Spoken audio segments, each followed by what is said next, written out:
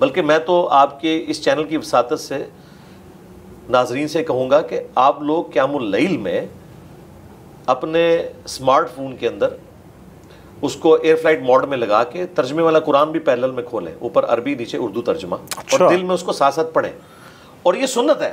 یعنی کہ مصحف بھی پکڑ سکتے ہیں؟ مصحف ہاتھ میں پکڑیں، اور اینڈرائڈ اپلیکیشن پہ ہی ہے۔ صحیح بخاری میں حدیث ہے کہ زکوان تابعی حضرت عائشہ کا غلام تھا جو مصحف ہاتھ میں پکڑ کے انہیں قیام اللیل کروایا کرتا تھا۔ اچھا، اس کی پوری سند مصنف ابن ابی شیبہ اور سنن کبریٰ البیہقی میں موجود ہے، اور امام بخاری نے اسے چیپٹر کی ہیڈنگ میں ڈالا ہے۔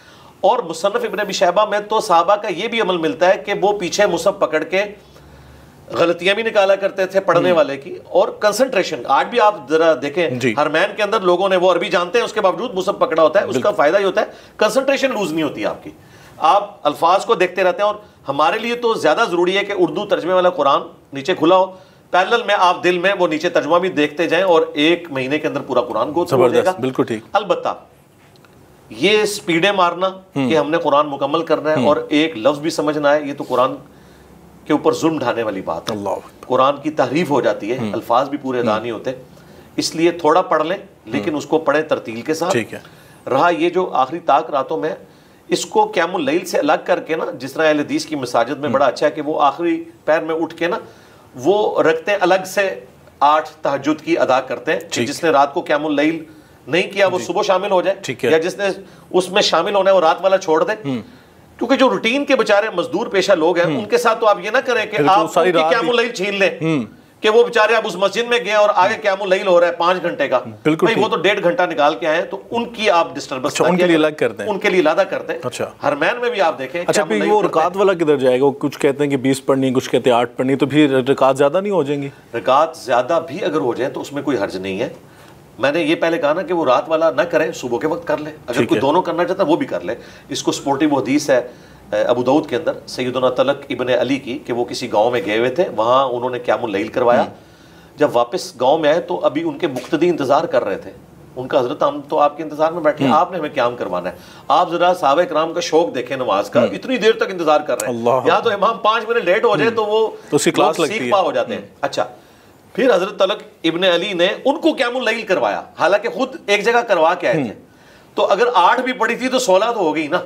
اس لیے میں اہل حدیث سے کہتا ہوں کہ اگرچہ نبی الاسلام کا عمومی عمل یہی ہے 11 رکعت کا، لیکن جن مساجد میں 20 رکعت ہو رہی ہے وہاں اگر آپ قیام اللیل کر رہے ہیں تو 20 پوری پڑھیں تاکہ آپ کا قرآن پورا کور ہو، اور یہ فرضیت کے طور پہ نہیں ہے، ایک موقع آپ کو ملا ہوا ہے، اسے اویل کریں۔ بالکل صحیح۔ قرآن سننا اصل مقصد ہے، وہ رکھتے پورا کرنا نہیں ہے کہ 20 کے چکر میں آپ لوگوں کے گھٹنے توڑ رہے ہیں اور یعلمون تعلمون سمجھ آ رہی ہے۔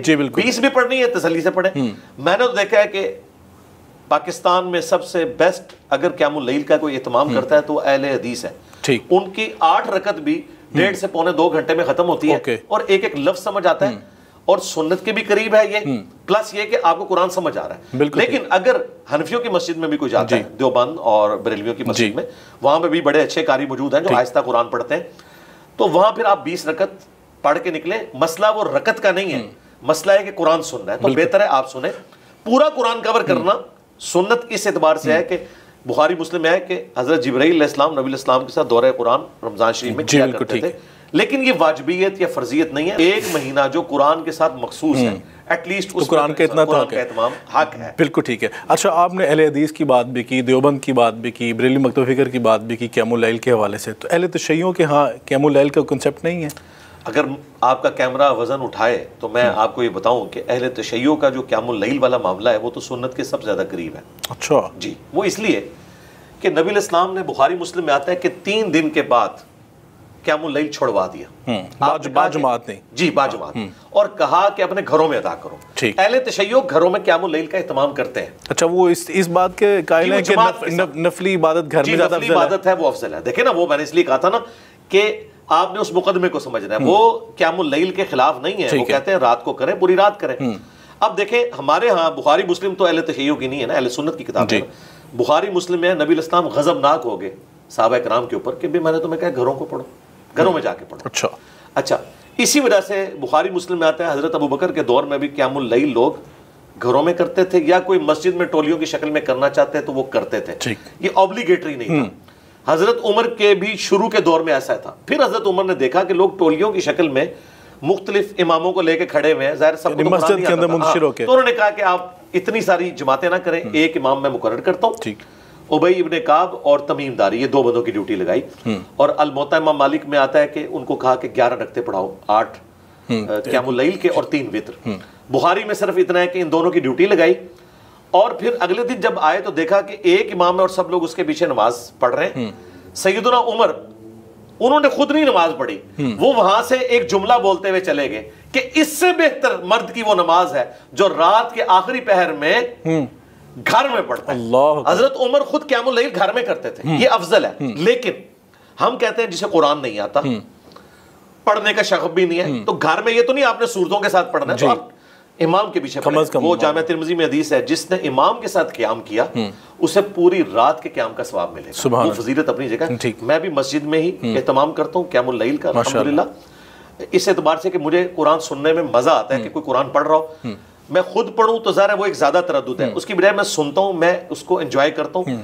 بخاری مسلم میں حدیث ہے کہ اپنے گھروں کو قبرستان نہ بناؤ, اپنی نفلی نماز گھر میں پڑھا کرو, اس کی برکت سے اللہ تعالیٰ خیر و برکت کرے گا.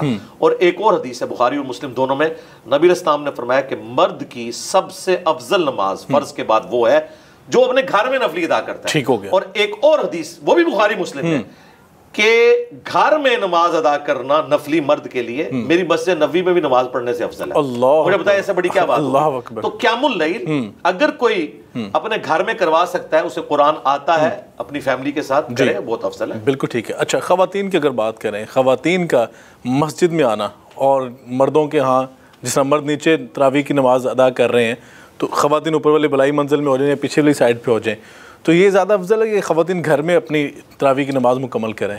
خواتین باقی سارے کاموں کے لیے گھروں سے باہر نکلتی ہیں اور ظاہر ہے بیچاری پورے دن کی روٹین سے تنگ آئی ہوتی ہیں.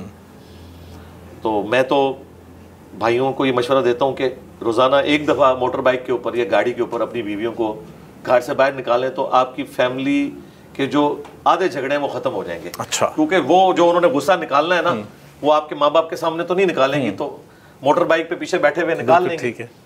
تو یہ ان کو آپ ایک اسکیپ روٹ دیں کہ آپ ان کو روزانہ نکالیں. اور اس طرح کے مواقع کے اوپر تو ضرور مساجد میں لے کے جائیں.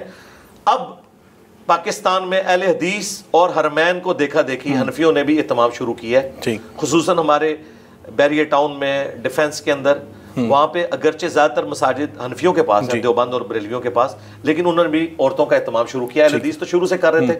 میں کہتا ہوں یہ رمضان سے کوئی بہتر موقع نہیں ہے کہ اپنی فیملی کو, بیوی بچوں کو ساتھ لے کے جائیں, وہ قرآن سنیں, مسجد کے ماحول سے سیکھیں. یورپ امریکہ میں تو اب یہ ماشاءاللہ روٹین ہے, نبی اسلام نے تو اس چیز کی ترغیب دلائی.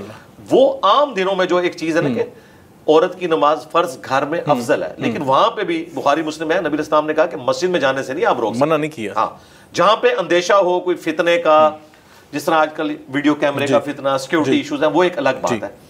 اعتکاف بھی عورت مسجد میں ہی کرے گی, لیکن اگر کہیں فتنہ ہو تو وہ گھر میں کر سکتی ہے. مسجد میں عورتوں کو لے کے جائیں, وہ اس ماحول کو دیکھیں, بچے اس ماحول کو دیکھیں. یہ ان کے لیے آپ سمجھ لیں اس سے بہتر کوئی پکنک اسپاٹ نہیں ہو سکتا.